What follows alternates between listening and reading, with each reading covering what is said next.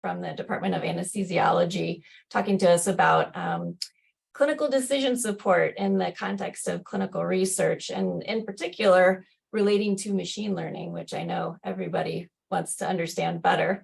But really want to give you a little bit of background from Thomas if you don't already know him. So he has really innovated in his own research, but also has held kind of dual roles everywhere he's been, from, you know, a faculty member doing research and using digital solutions, as well as operational roles. So many of you probably have encountered him through his role at the Institute for Informatics, maybe computer science. He has appointments in both of those departments, but probably better known, at least this is what I always think of, as Associate Chief Information Officer for the School of Medicine, which carries a lot of responsibility, and he is so good at it. So without further ado, I'm going to let Thomas take over the mic. But before he starts, we just want to give everybody an overview of how today will go. So Thomas is going to talk for about 30 minutes or so. We'll give a 5-minute warning when we're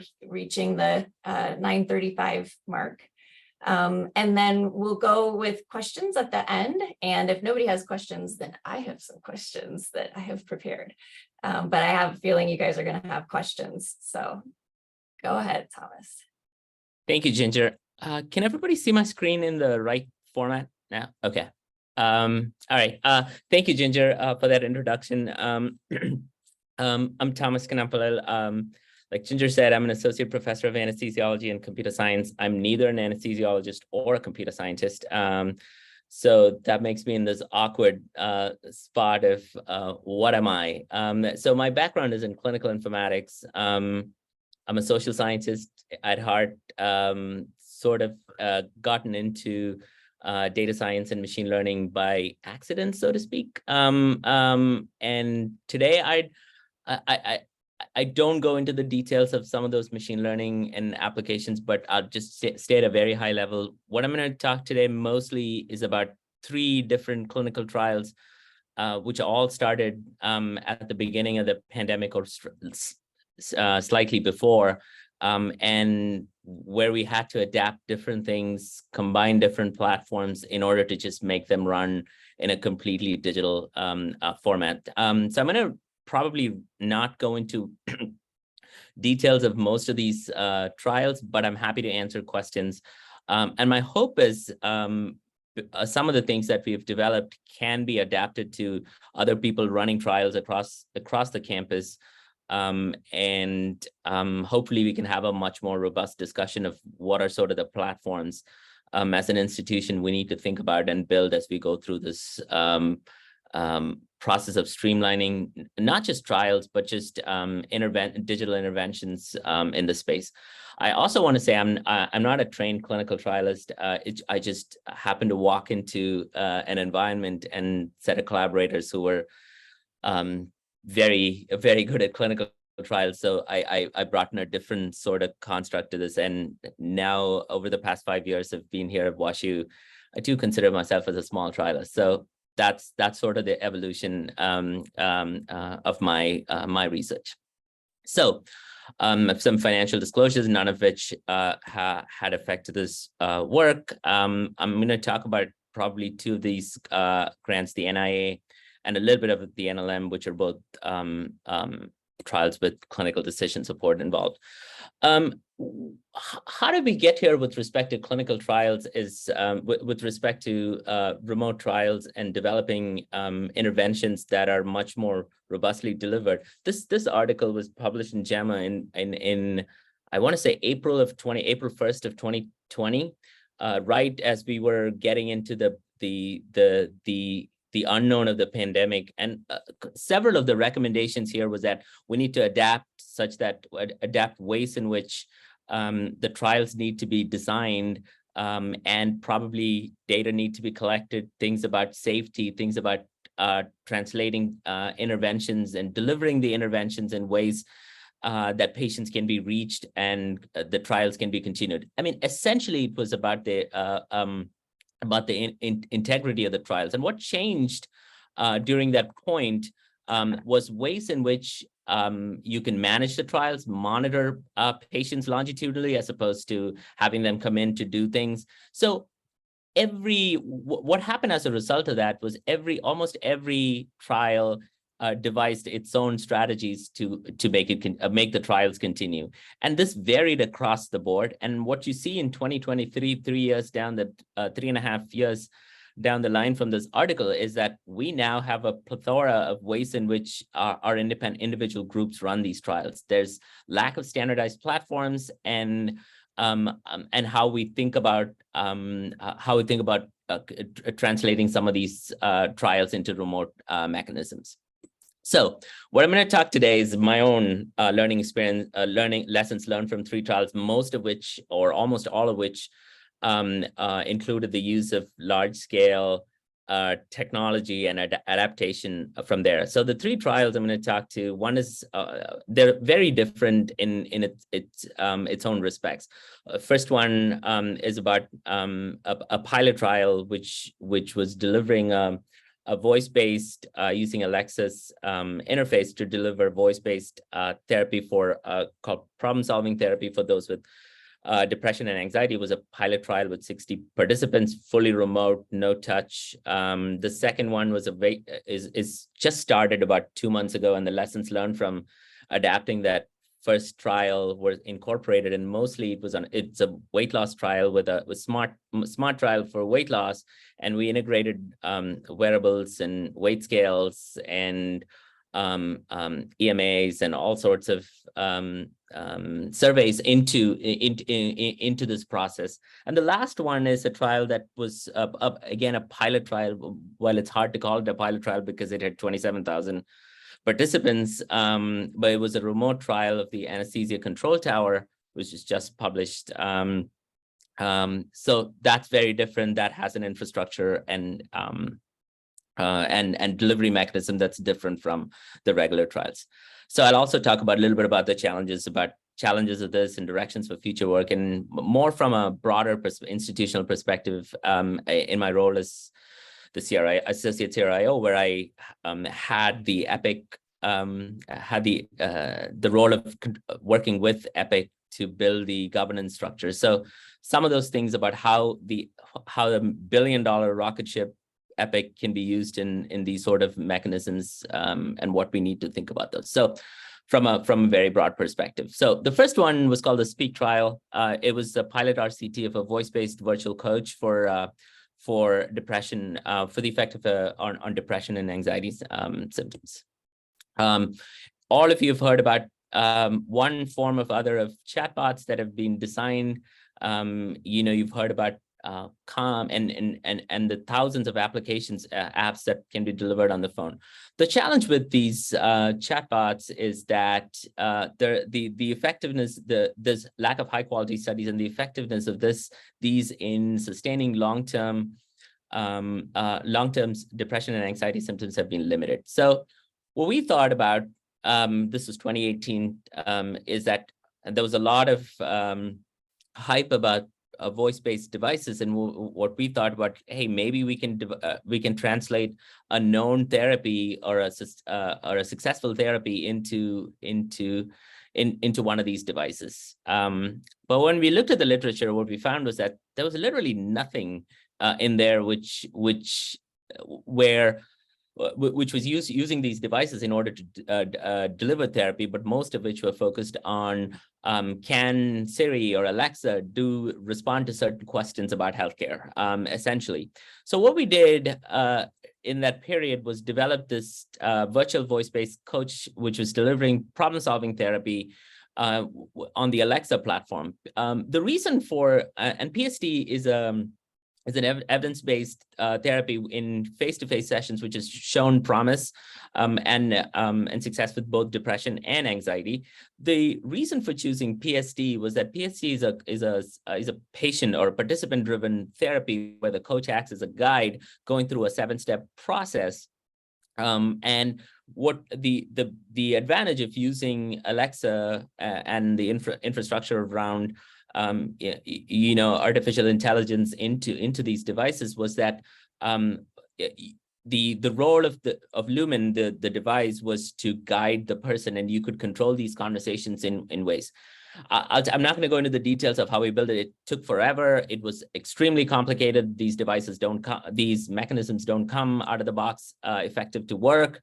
We had to build lots of band-aids, and that'll be the key term I use throughout this talk, band-aids, in order to make this work. But the purpose, this was funded by the National Institute of Mental Health on an R61, R33, and this was the R61 phase.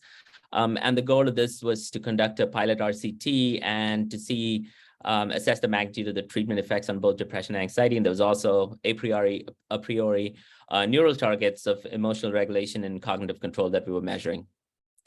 Just to go into the mechanism. So how did we design this?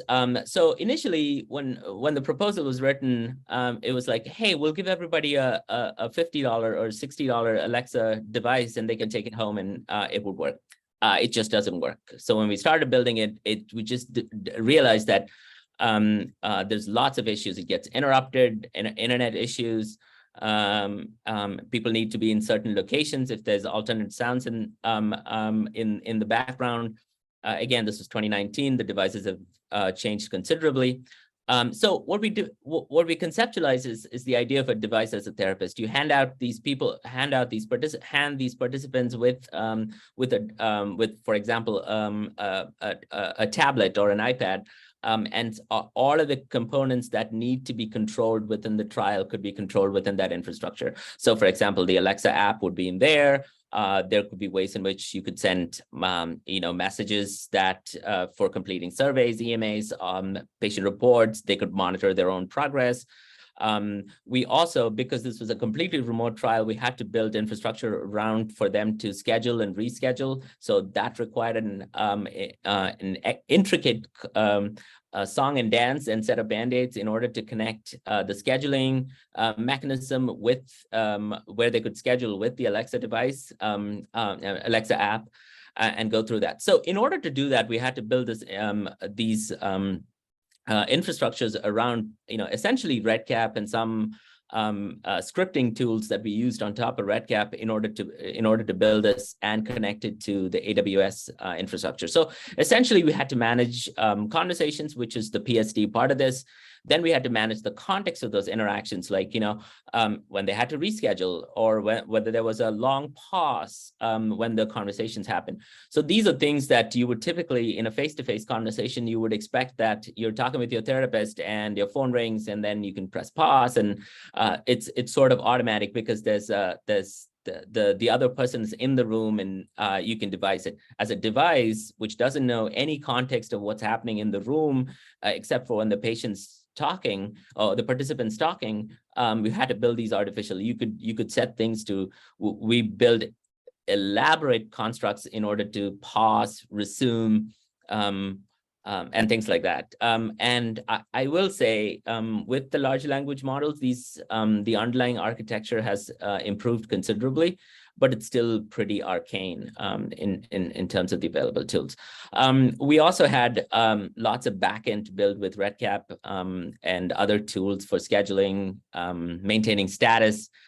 And I said before, essentially what the patients took home was an iPad with everything incorporated into a single device, along with as you'd see here, as a workbook. So, that is the picture of the actual iPad.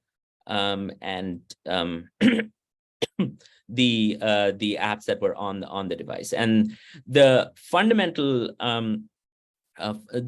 design structure that we had to go through to make this work was they had to go through 8 sessions over a period of 16 weeks, and four weekly and 4 biweekly, and none in between this period. The only interactions we had with the participant was they came for a baseline MRI visit and a end of study MRI fMRI visit. Besides that, if something went wrong, we reached out for tech calls and tech support. Besides that, there was nothing. It was all self-driven. And I will say, as a user, and a designer of this device, of Lumen, it's not very smooth. the issues were not on our side. The issues were on how Alexa and Amazon handles its interaction platform for this. So essentially what you see here is how the entire interactions, they have these PSD sessions directly with the Alexa app, which interacted with AWS in real time when these things would these interactions happened. We had to build all sorts of structures for managing it. In between sessions, there was EMAs and surveys that was sent either to their phone or the device, and all of this was managed through RedCap. You don't see the intricacies here. RedCap and additional data warehouses that we build around. I'll pause for a second if there are any sort of questions, but I can answer them at the end too. I'm quickly curious, Thomas, really interesting. Just if you can speak to like the nature of those sessions, like were these designed to be long 50-minute sessions like we would have traditional psychotherapy, or just I'm kind of curious about what the nature of the interaction was. Yeah, so there were supposed to be cognitive behavioral therapies, and the average session length was about 12.5 minutes. And the way these sessions worked were, after the initial session of training, what they did was for every session they would say what their problem was, and the goal of the role of Lubin was to guide the person through addressing what the causes of the problems were, finding a potential solution, and creating a plan to stick to the solution. So it was sort of self-driven in that way, and that's why the device could sort of create sort of guardrails on where the conversation went, but not really. If they decided to speak for 30 minutes about financial problems or marital problems, it was that. So okay. Yeah. Interesting. Could, I'll hold other questions, but thank you for the I was curious about the nature of the interaction. So that's really and I apologize. I skipped through all the details of this. This was a full hour talk that I gave about a month ago, so I just cut that down into the sort of aspects about the trials. So this the sort of measures we had, both clinical. The primary targets were neural targets for DLPFs as dorsolateral prefrontal cortex, and then there were clinical measures, and then a bunch of self-reported measures that were sort of associated with both the neural targets for cognitive control and emotional reactivity. Again, I like I said, I don't want to go into the details of the study. That was less important. The paper is published. I'm happy to share the paper. But what I wanted to highlight was two things. We spent a lot of time actually building this, and essentially it was another programmer. I was just helping with the design. These days I don't write code anymore, so it was just from a design standpoint. We had 63 participants at baseline, and 42 were randomized on to the Lumen condition, and 38 out of the 42 completed 4 sessions, and 31 completed all 8, which just shows the ability of these. Even though it was not like a human coach, it showed sustainability and feasibility in using this device. Just to give you a preview of the findings, there was improvements in both depression and anxiety and total psychological distress at 16 weeks. There were meaningful changes in the right DLPFC. And again, the self-reported measures showed meaningful improvements too. Again, I want to caution by saying that this was a pilot feasibility trial. The full 3-arm trial just started about 2 months ago, so we'll know more about how this thing how it works. But the key part I want to highlight is that this is the first in terms of completely taking a voice-based intervention and trying to implement it and showing its potential for behavioral outcomes. That's a paper we got a lot of press, and the questions were mostly around can we take it and use it, and the answer was basically no. And there's lots of things to be discussed, including ethical and other concerns that potentially need to be addressed before this goes any further. So the full RCT, like I said, hopefully in the next year and a half or so, we'll have more results to share. The second one, this is an ongoing trial, just started. This is funded by the National Institute of Aging.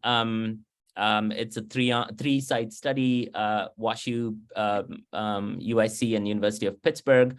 And the primary purpose of this trial is to, are there any sort of questions, or should I just keep going?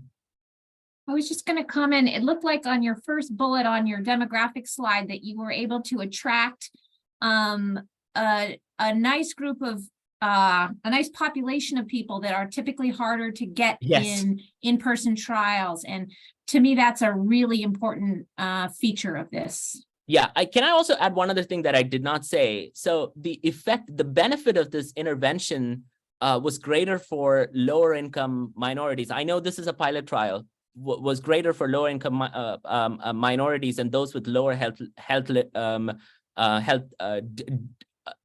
with lower health literacy, right? Which basically shows that even something as basic as this showed considerable improvements for those that you would typically not find. I mean, again, we don't have the power to make that with this pilot trial, but that essentially shows a signal and the ability of these sort of tools. We just submitted a proposal for just using minority population for this, for a combined trial, and it was well reviewed. I'll just say that. So yeah, there is potential scope for some of these things. All right,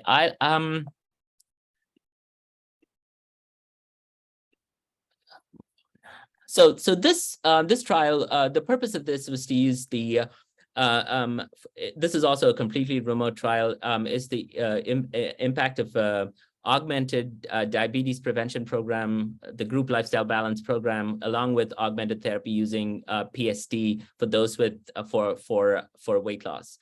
And there are many components of this, including some, building some predictors of machine learning, using machine learning as sort of predictors of weight loss in a trial that goes over where participants are in for about a period of 1 year. So again, the base intervention is the DPP's GLB program, and those for non-responders in the program, they go through a virtual coaching session using PST onto identifying sort of the effects of the aspects of their weight loss programs that did not work for them. So anyway, so the aspect of this trial that's potentially interesting to this group is that again, this was another set of band-aids that we had to build together in order to connect things that you would naturally expect to connect. Like, could you connect Fitbit to RedCap or other sort of technologies and try to make this work so you could do remote management? And the answer is, and I'll get into details of why Fitbit's potentially challenging, is that they would tell you it's live, the data is updated on a live basis. That's not true. That is just not true. There can be delays up to 4 to 5 days, depending on a number of factors. And we've built latency models in order to see what actually happens. There are several reasons. The other part of this is that this is when we initially designed this, we had designed to integrate some of these measurement devices into Fitbit, into the EHR. There are some technical issues that came into, so we had to build another band-aid around EHR.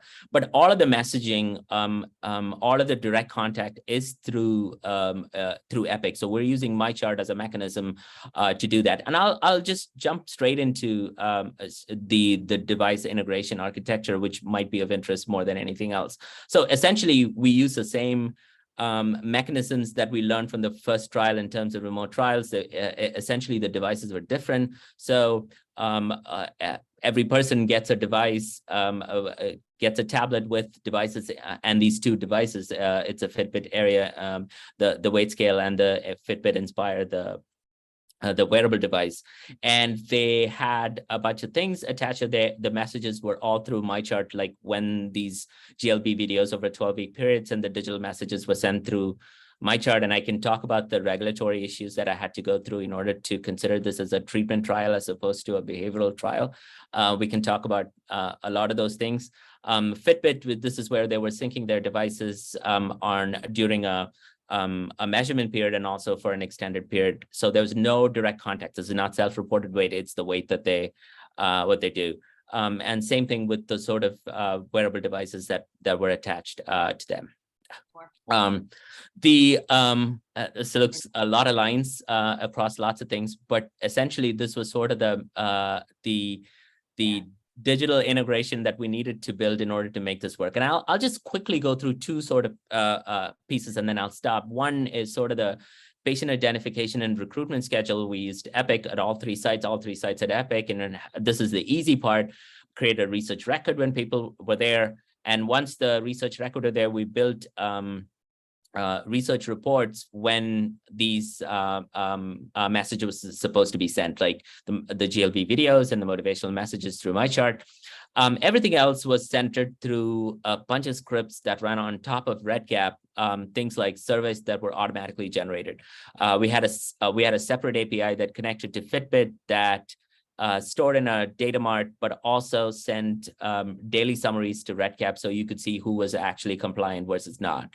And this is where the issue started, right? Like we thought like this is real time, but it's not, because it takes about 3 days before they said, I am weighing every day, but it's not syncing on our system and saying that we can't get the data. So there are issues around that, which we had to go back and fix. Like, we take days only 3 days behind. Even that's not perfect.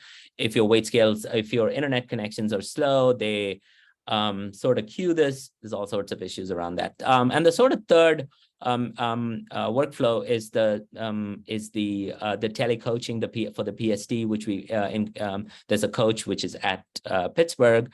And this coaching happens through Zoom. It's integrated into the device. There's some sort of there's mechanisms of encryption and things like that they build into this.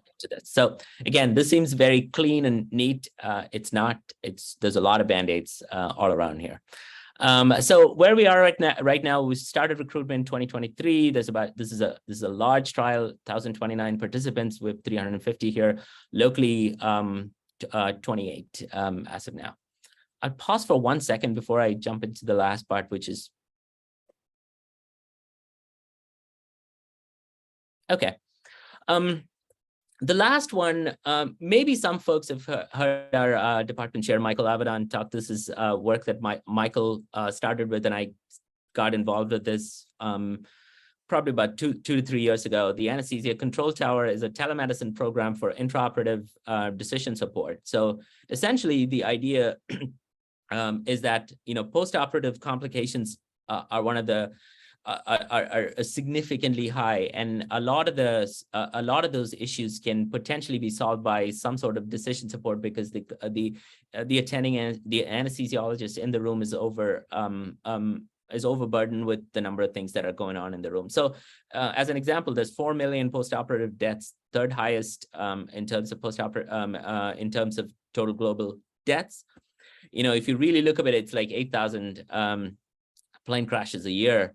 And understanding who's at risk early and why they're at risk can potentially mitigate some of these effects, not just death, but also postoperative complications like nausea, vomiting,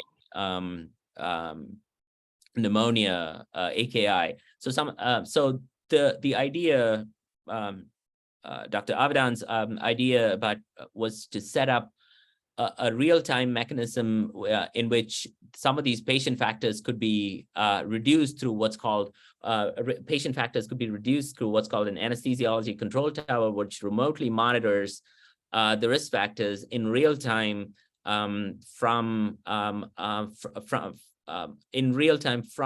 the operating room in a remote location. So essentially, the goal of the control tower is to monitor. They can monitor up to 100 ORs at the same time with data that's flowing from Epic and in real time with additional tools attached to it. And I'll get into some of the tools, but the goal is a remote monitoring and a way to contact the OR when something's going on, right? Like temperature control, or the patient's hypotensive, or glycemic control, things like that. So how it works is that we worked with a third party called Alert, a company called AlertWatch, which builds the software which streams data from Epic, and they have a bunch of algorithms that are built on top of the data resources, and then that the control tower, which is remote, can actually monitor some of the things, and it produces decision support alerts in the process that can be used as a way to contact the OR, and ways in which they can be for a potential save that's associated. So just to go through some of these things, this is the sort of interface that in the remote tower that they can see, and it actually has alerts that come in, and they can do a case review, and with the case review they can follow up. And the mechanism that is being used in order to do this is this is the point I want to tell you. In order to get this to run, took multiple years of data. So what you see here is the entire architecture that goes in the back end of building it. It has connectivity for direct data from Epic that's rolling data in. It's got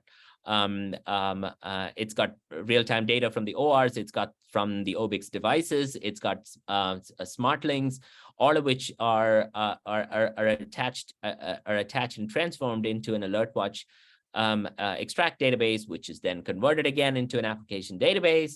And skipping over the details of this, the point I want to make is this: there is a direct flow, but there is a delay, right? Like, so whatever happens in Epic, we're built a near real time, about an 8-second delay or 10-second delay, which takes this data and translates into a web application, which also runs on top of this clinical decision support tools in order to help the clinicians make decisions at a remote tower. So again, this was the pilot trial that was just run, and the purpose of the pilot feasibility trial was essentially to look at intraoperative temperature management and intraoperative glycemic control, and with a bunch of secondary outcomes which we also evaluated. I'm not going to go into the details. The purpose of the trial was essentially to show feasibility, and also in terms of building the infrastructure that we can use for a trial that's actually ongoing right now. I will say that there were no significant differences in the primary outcomes for the pilot trial. No. So again, the main trial, which we just started, is called Tectonics. Dr. Avedon's the PI on this grant, which is funded through the National Institute of Nursing Research, where we're looking at 30-day postoperative mortality, postoperative delirium, and respiratory failure for patients randomized to the ACT condition. What we did with the pilot trial and also with this infrastructure is the ability of building what I would call a human in the loop computation, and it has become a framework for us, especially with difficulties we've had with Epic in order to implement machine learning sort of tools, especially for intraoperative outcomes, for having an extra pair of eyes on predictive algorithms that are being done. This infrastructure is also being used to support on a HRQ funded trial, which is just about to start, on transitions of care, where the ACT becomes a point, a sort of reference point for patients who are transferred from the OR to the ICU, because that's where a lot of the issues happen. We're also building this framework out for postoperative in the PACU, which is where I think the real effect is, because there's where there's often anesthesiologists are missing and the patients get delayed, and the time actually spent in where we can reduce the time spent for the patients in the PACU to be transferred out. There's also, many of you might know, there's a significant shortage of anesthesiologists and care providers across the board. So we're looking at this as a potential mechanism for addressing some of the shortages there. So that was sort of my super fast flyover through 3 very big trials with that are considerably different, but have similar constructs associated with it in terms of digital interventions, in terms of integration with the EHR and its mechanism for remote monitoring and management. But also ways in which infrastructure and technology and technical support folks need to be integrated into the trial process, which makes it both expensive, but also at the end of it, it also leads to challenges because it's translation without significant money. The cost input becomes extremely difficult. So again, we have also relied on open source tools. That's the point I wanted to say, especially things like REDCap. But we have stretched REDCap. I've talked to Paul Harris many times on how we can potentially stretch things that we can do with REDCap. And there are times we'd say, don't do that. It's gonna break. But we've used it in ways where I think we've pushed the envelope on several of these things. And I wanna stop with sort of things that I learned. And I have a 15-year-old daughter, and I promised her I'll have Taylor Swift on this, right? Like so. So basically, no platform exists, and everything that's been held together by Band-Aids. And the Band-Aids break all the time. So the example I was saying was the Fitbit summary earlier. Not in 100 years would have thought that there's going to be a delay on very limited data that's being transferred, so you could do real-time monitoring. If you look at even papers that are published, they'll say, oh, Fitbit can be used for real-time monitoring of X fall risk and something else. The answer is no. It's categorically, I mean, yes, you could predict and do it retrospectively. Real time, I am very skeptical. So again, these sort of Band-Aids work for trials. How do we think of these sort of interventions, especially from as a behavioral scientist, interventions? How do you bring these behavioral interventions to the point of care, to the EHR? You can't order a behavioral intervention if you're a physician at the point of care.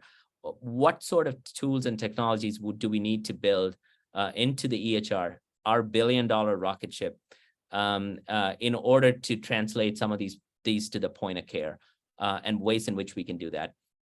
And I said the rules for third-party permissions changed all the time. I spoke about the Fitbit. Alexa has its own, and so Fitbit got bought by Google. Now, if you want to create Fitbit accounts, you got to create individual Fitbit accounts. The mechanism in which you can run these trials and studies have changed significantly. So I can talk to you about an hour about how many times I've talked to Google Health about it. Alexa changed its, as we were going through completing the pilot trial, Alexa changed its policies on beta testing. So you could not have these sort of research applications within their platform without going through extensive, a different set of processes. So what we had to go through for our pilot trial and what we had to go through for Alexa for our main trial were extremely different. So these things change over time. And I don't know if you guys have heard, the Alexa as a developmental tool at Amazon is losing, there's fewer and fewer people, research folks that are in there. So they're laying off folks on there. We don't know what it's going to be in 2 years' time, or if somebody else is going to take over. So there's all sorts of things around this. So when you rely on third-party devices, be ready for these third-party devices not to exist when the trial's over. So there's that. And the last thing I want to say, and this is sort of where I come from, the EHR integration, where there's lots of technical, regulatory, and cost-related issues which we need to think about and potentially discuss, not as individual research groups, but as an institution. How do we work with BJC? I had to go through a regulatory process and get in order to get my trial approved as a treatment trial for sending. Like, it's a process. I knew the committees and groups to go to ask for these, right? But most people wouldn't, and they would immediately be told, like, no, it's not a treatment trial, and unless it's like a drug trial, you can't do this. But again, these things can be done, and I think we need to have these open conversations about how we do this. I did not talk a lot about machine learning, but that's potentially a longer conversation in terms of how we do it. But I'm happy to answer questions about, a lot of these things have machine learning incorporated. We have I have a mentee who's actually starting a blood ordering machine learning tool in the preoperative clinic. That's going to be challenging to get off the ground. So the application is built, it's an Epic, so we can I can talk about those things too. So anyway, I want to end with saying, as an institution, I have put all my tools in GitHub and open repositories. So happy to share anything. I don't think we can make progress in this space where everybody's trying to shine the light, but it's all in sort of parallel worlds that we don't talk to each other on some of these things. So happy to help, happy to talk, and happy to answer questions. And thanks for having me. Thanks, Thomas, so much. That was really great. Especially that last part where you sort of get real. And I love the Taylor Swift quotes. They're so apropos. So I want to open it up and see if anyone has questions about any of the studies, or questions for Thomas about what his job is like, because I think that would be also interesting. I have a couple of questions. So thanks so much. That was a really wonderful talk, and gave me a lot of great food for thought. So myself and Catherine Lang, who's also on this call, are working on a project where we are trying to integrate wearable sensor data into the EHR. And so a lot of what you talked about related to EHR integration really was helpful to hear. And I can certainly appreciate, we're kind of working through a lot of those regulatory pieces that you mentioned. So I was wondering, I have sort of two questions. One is, how long did that process take you to complete? To build or to the regulatory? The regulatory piece. And then the other piece that we are having discussions about is how we're displaying this data to clinicians. So I'm also wondering, did you have any collaboration or interaction with the end users of the data that was being integrated into the EHR to kind of understand, how should it be displayed, where should it go, things like that? So I think I'll answer the second one first. Okay.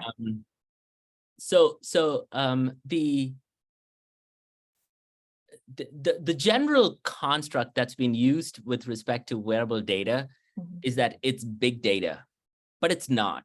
There's a really nice social science book on I forget this MIT researcher who did the study in 2017 or 2018 about how people think about Fitbit data.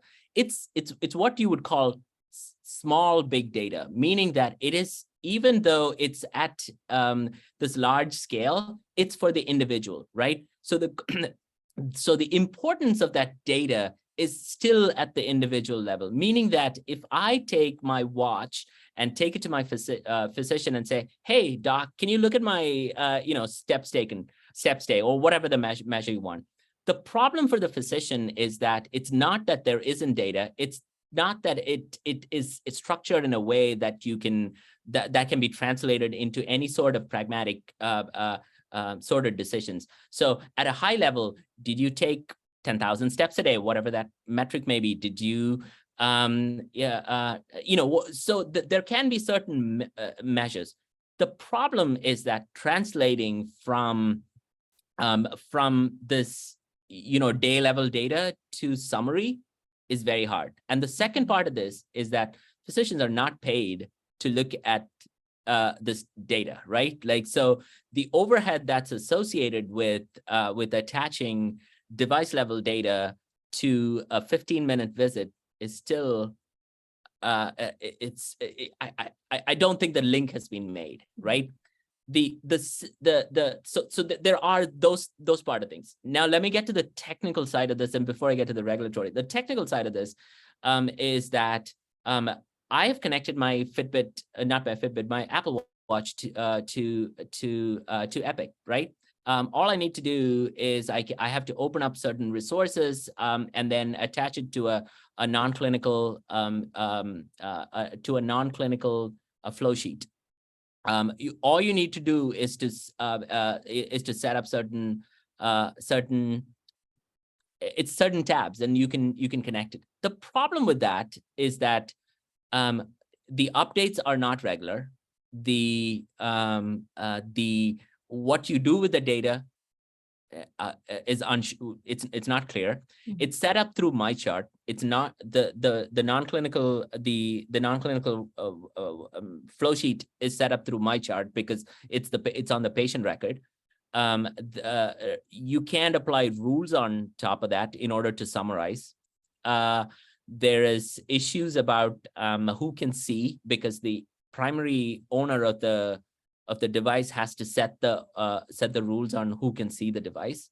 So yes, it's all possible, but it's a very inefficient way if you're doing research, because what you want to do is to summarize at a different level, right? And that's been the general challenge with these sort of devices. And I'll also tell you what I've worked with Google Health. I've talked to their CMO. I've talked to the device builders. They're not interested in improving the health. What they're really interested is selling training and weight loss programs and coaches and all of those things, right? So they're not going to bite if they tell you it's going to be integrated into the EHR. They care very little about that part. They care about the part where they say, oh, you can monitor how much they do, and then you have this intervention that's okay, we want to sell our interventions too into that same platform. That's the right, like there's that. And I didn't answer your regulatory question with respect to how long it takes to get through process. With respect to wearable devices per se, it's not that hard. And I think we've I don't know if Jeannie's on the call, but we've had there are multiple studies that are that have been approved through using these sort of devices, and it's been relatively straightforward. Where it becomes challenging is so I'll also say the All of Us program just opened up Fitbit data for 11,000 participants. So if you're looking for investigating some preliminary studies with respect to that, that's probably a start point. We just had a paper which we looked at 11,000 people with 8,000 people with depression and anxiety, and building the first large scale machine learning model with wearable data. Again, it's retrospective, so it's not real time. I just want to be fair.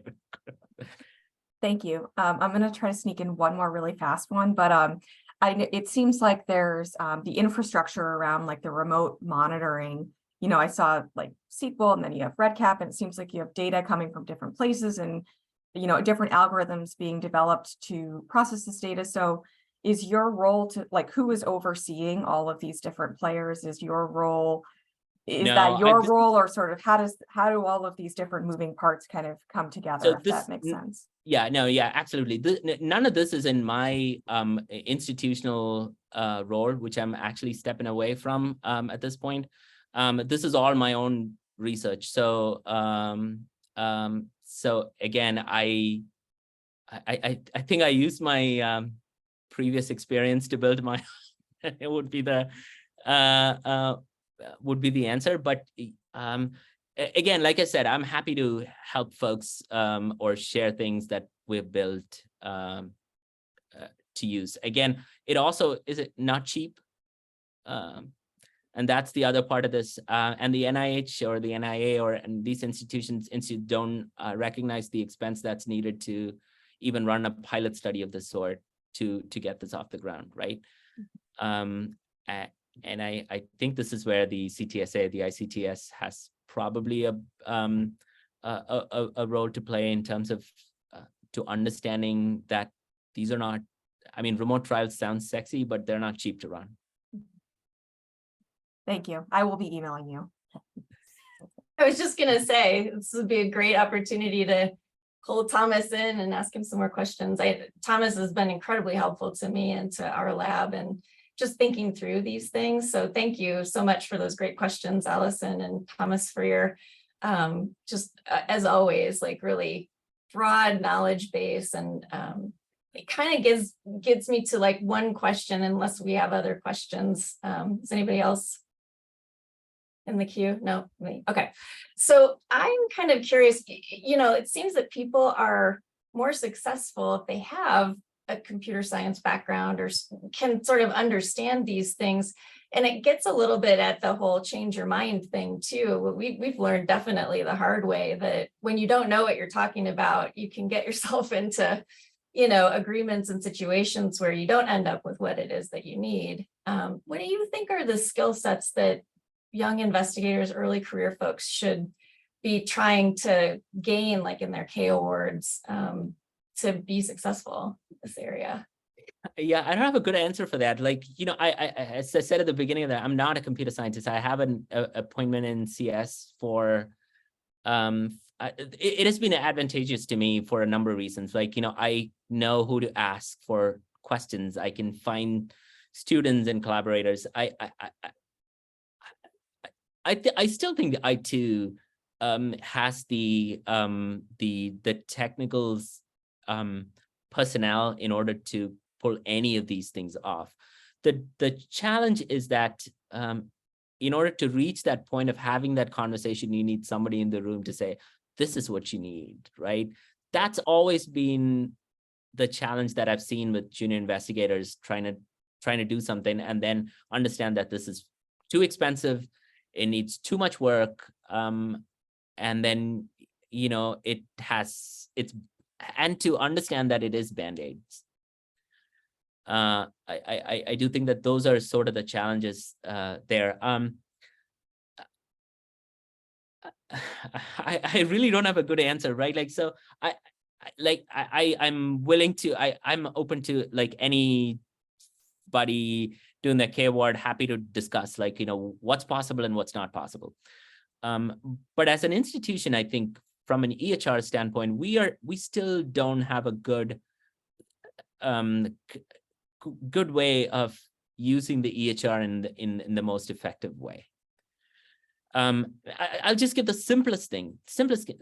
I mean, even today, I know there are people who look up charts on patients who are visiting in order to identify potential patients, which would take hours and hours and hours of a research coordinator's time. I mean, nobody should be doing that. Like nobody, period, should be doing that.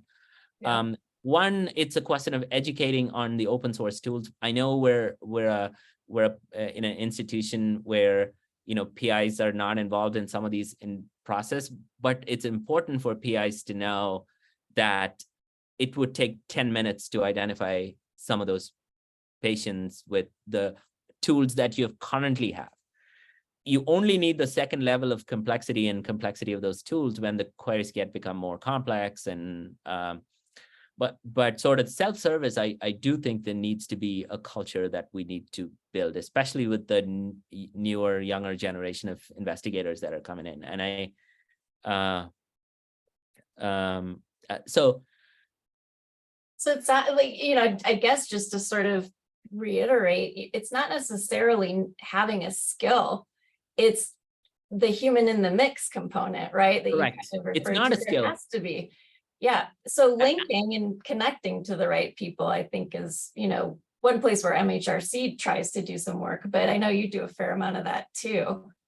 Yeah, no, I like, so Ginger, I absolutely agree with you. Now, like, I don't want to disparage my CS folks. Like, if you go tell them that I want to run RedCap, they'll say, what is RedCap? Right? Like, I'm not interested in building scripts for you, right? Or if you say, I want to connect, an infrastructure where I can do real-time data from these devices, say, not interesting enough, right? Like, computer science as a discipline is more interested in the methodology of algorithms that can improve AUROC by 1% or 2% or 5% or whatever that mechanism may be, right? Right. But as translational researchers, we're less interested and inclined to be interested in any of that. And that's where I think the friction happens and the lack of bridges between these two groups happen. And that's real. And I see that every day. I've connected folks with CS and they come back and tell me, like, they just want the data. Or right. And these conversations become extremely difficult. And I, over years, I've built a relationship with CS folks. Like Chen Yang is a close collaborator of mine. There are things that he can do that I don't want to think about doing. So there's been ways in which you have, but it's mostly a human problem than a technical problem, because nobody knows this. And I'll also say, I know Katie has worked with third parties, and I know Ginger, you've also worked with third parties that provide platforms, right? 5 years in, I can tell you, no platform is going to be delivering everything that you need. And research infrastructure will take a while for us to reach that point, like they do cancer trials, right? Like this platform, it will take a while for behavioral trials to reach that. Yeah, well, this has been great. I know we're at time. So thank you again, Thomas. And I'm sure people will be in touch with more questions. Just want to put a plug in for our next seminar speaker is Megan Jones-Bell, who is the Chief Science Officer for Headspace. So stay tuned for more information about that. And have a good rest of the week. Thanks everybody for joining. Thank you. Bye.